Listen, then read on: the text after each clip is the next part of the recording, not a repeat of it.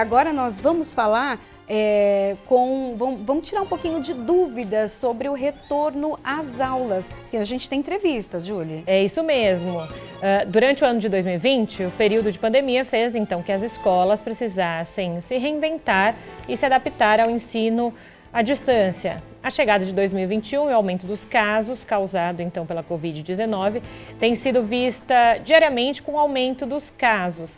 A pergunta que fica é: as escolas estão preparadas para receber as nossas crianças? Né? Vale lembrar, antes do decreto do governador João Dória, né, muitas escolas estavam retomando esse momento presencial, não é, Priscila? Exatamente. Olha, e sobre esse assunto, nós vamos conversar agora com o advogado Denner Pires Vieira. Ele é especialista em direito do consumidor. Boa tarde, Denner. Seja bem-vindo aqui ao Jornal da Rede Alesp. Boa tarde. Eu quero agradecer aqui a presença. Muito obrigado. É um prazer estar somando aqui com vocês e conversar um pouco sobre esse tema que vem trazendo tantas dúvidas para o cidadão do estado de São Paulo. É verdade. Bom, quando a gente fala, então, da questão da volta às aulas, o ano passado já se falou, principalmente por conta da perda de empregos, os pais ali que foram demitidos e acabaram negociando o valor das parcelas da escola, matrícula, material escolar com as instituições. Porém, 2021... a situação não mudou muito, né? Nós ainda estamos no período de pandemia e estamos aqui agora com o estudo remoto, o híbrido, né? As crianças um pouco na escola, de forma presencial e também online. Me explica um pouquinho como fica, então, o pagamento da escola nesse período, já com esse ensino diferente. Sim.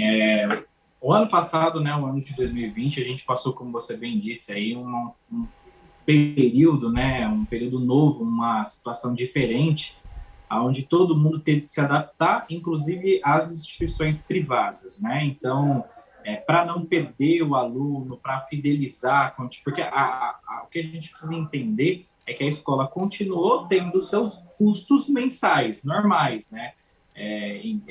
Por mais que tivesse os planos do governo federal e tudo mais, as escolas continuam mantendo o seu custo. Então, e o serviço foi eventualmente prestado ainda pelo sistema à distância. Então, não existiu aí nenhuma lei dentro do ano de 2020 que obrigasse a escola a exercer a política de descontos, né? Com exceção aí, parece que, se eu não me salvo o melhor juízo, o estado da Bahia teve uma lei fixão do percentual de 30% de desconto, mas que ela foi declarada inconstitucional pelo STF.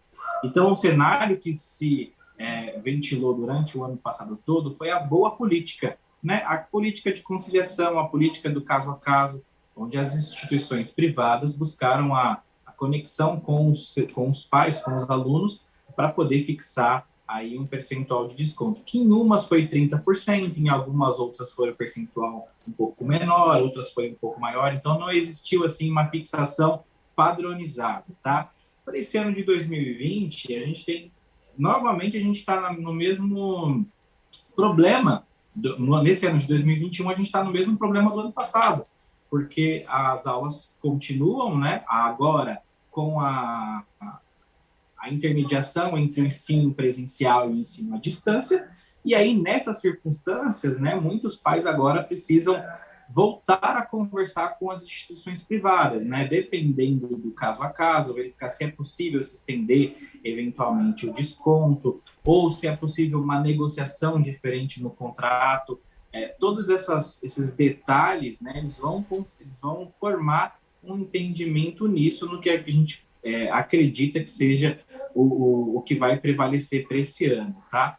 É claro que nem todas as atividades do contrato de prestação de serviços escolares estão podendo ser efetuadas, ainda que com o ensino, né, parcialmente na forma presencial. Você tem muitas aulas, por exemplo, que elas não vão voltar este ano, pelo menos no começo deste ano, até a vacina ser efetivada, elas não vão voltar. Então, com a redução da capacidade de prestação de serviço, as instituições privadas vão precisar rever, sim, a sua política de aplicação de preços para que se adequem à situação de cada consumidor.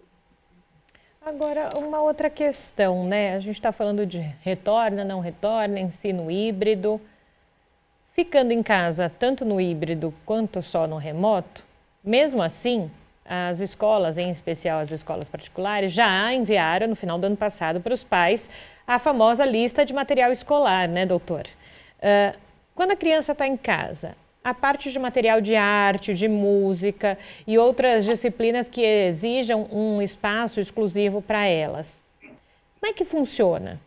O aluno compra, não compra, vai ser ressarcido, não vai? Artes até que pode ser uma aula remota, o seu filho tem as coisas em casa, pode ajudar a fazer, mas e nas outras questões?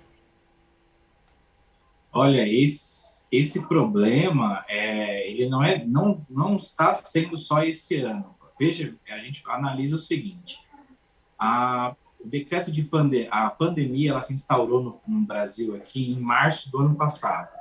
Só que em março do ano passado, aí as aulas foram suspensas e o que aconteceu naquela época? Os pais já tinham comprado materiais escolar para o ano todo. Até janeiro, fevereiro, meados ali de fevereiro, ninguém pensava que a pandemia ia se instaurar aqui no Brasil da forma que ela está hoje. Então, esse problema dos materiais escolares não é só desse ano, já é bem carregado desde dos conflitos que surgiram o ano passado. A orientação jurídica e mais adequada, no meu ponto de vista, seria o seguinte, todo material que não for utilizado, ele não pode ser exigido. E se ele for exigido e não utilizado, ele tem que ser devolvido, e se ele não puder ser devolvido, ele precisa ser reembolsado. Tem espécies de material escolar que você compra que é impossível devolver, ou, por exemplo, vou dar um exemplo eu sempre gosto de usar esse exemplo. Você compra aí uma determinada quantia de folha sulfite, por exemplo, e entrega na escola, no momento da matrícula, ou enfim, na data fixada para a entrega do material escolar, e se a escola utiliza esse material, não é impossível você devolver a metade do calhamaço de folhas que você comprou. Então, o material escolar que não for possível ser devolvido precisa ser reembolsado, tá? E mesmo no ensino híbrido, né, que é esse ensino que vai ser parcialmente feito à distância e parcialmente presencial, você tem que ter uma proporcionalidade na lista de materiais escolares que possa suprir essa necessidade de forma equitativa, né? Então, a escola ela não vai poder exigir a quantidade de material escolar para o ano inteiro, por exemplo, como se fosse um ano normal, porque esse ano a gente não tem ainda a gente não sabe, não tem como prever se esse ensino híbrido vai durar muito tempo. É muito provável que nos próximos meses, com o aumento dos casos de coronavírus, nós tenhamos que voltar 100% no ensino ainda online, né, no ensino à distância. Então, essa questão do material escolar precisa ser muito bem revista pelas instituições privadas para que elas não sofram aí as reclamações pertinentes ao consumidor.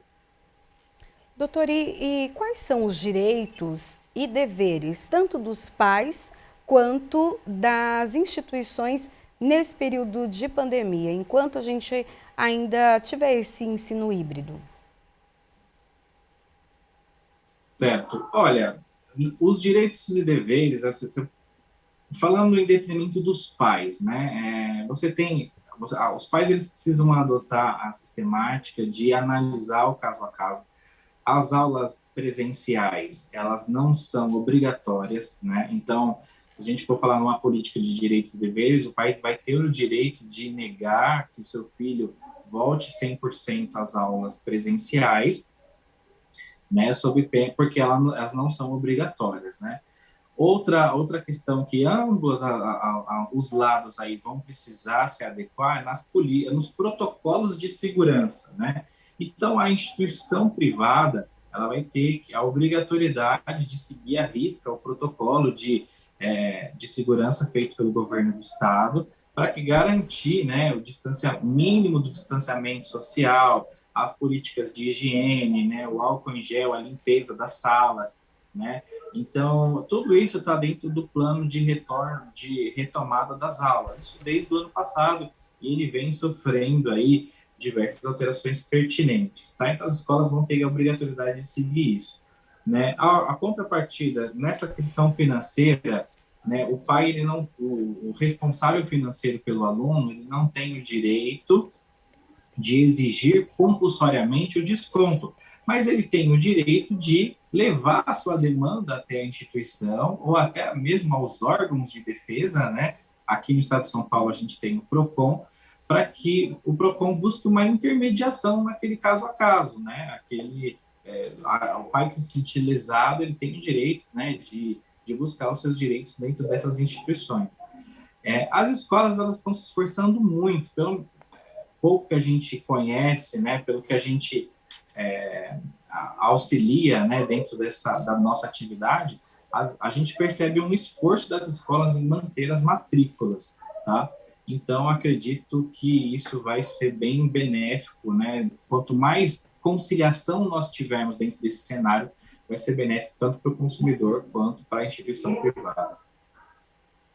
Ok, nós agradecemos então a sua participação hoje aqui no Jornal da Rede Alesp. Certamente ajudou muitos pais que acompanham a nossa programação. Muito obrigada, ótimo dia. Bom dia, muito obrigado. Tchau, tchau. Bom, o Jornal da Rede Alesp fica por aqui. Olha só, lembrando, se você quer dar alguma sugestão de qualquer tema, né? Também mandar um recadinho pra gente, pode ficar à vontade. É isso mesmo, liga no nosso WhatsApp, o número é 11 99232 5950, vou repetir, hein? 11 99232 5950, deixa a sua mensagem por lá. Jornal da Rede Alesp volta amanhã. Tchau, tchau.